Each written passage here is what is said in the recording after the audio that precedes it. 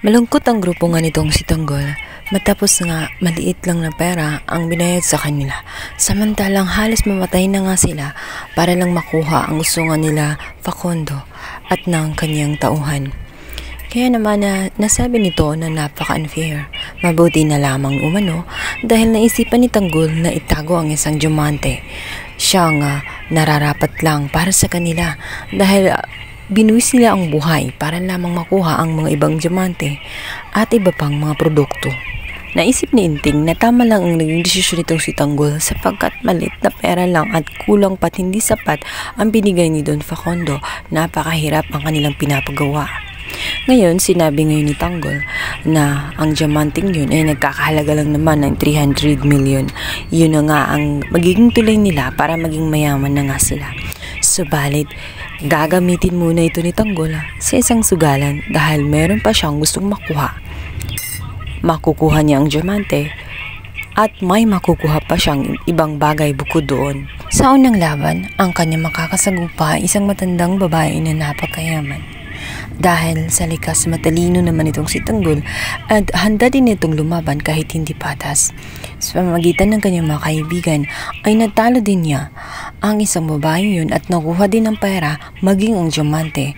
Sa pangalawang pagkakataon, isang napakagandang babae na nagmamayari ng napakagandang sasakyan ang kanyang makakaharap. At dito nga'y hahamunin siya ng babae kapalit ng napakagarang sasakyan doon sa isang diamante na kanyang isinugal. Hindi nakaramdam ng kaba itong si Tanggol kahit na ang kanyang kaharap ay batikan sa pagsusugal sa isang kasino. Dahil malakas ang tiwala niya sa kanyang sarili, maging sa kanyang mga kaibigan at hindi siya mabibigo. Dahil sa tulong din ng kanyang mga kaibigan ay makukuha niya ang lahat ng kanyang gusto. Makukuha niya ang pera, makukuha din niya ang sasakyan. Kaya naman uuwi si Tanggol na maging isang ganap na mayaman. Nang banda, si Rigor ay kinausap nga ang kanyang asawang si Marites dahil hindi siya mapakali. Malungkot si Marites at laging natutulala. At may naisip si Rigor na may kinalaman ito sa kanyang pagkawala nung mga araw na umuwi siya ng bahay na madungis at may mga pasa pa. Ngunit ayaw magsalita nitong si Marites. Ayaw niyang ipaalam na nagkita niya muli ang taong nagwalang hiya sa kanya na naging dahilan kung bakit nasira ang kanyang pamilya dahil itong si Rigor ay hindi makalimutan at patuloy siya na hinuhusgahan dahil lang sa isang bagay na hindi niya gustong mangyari.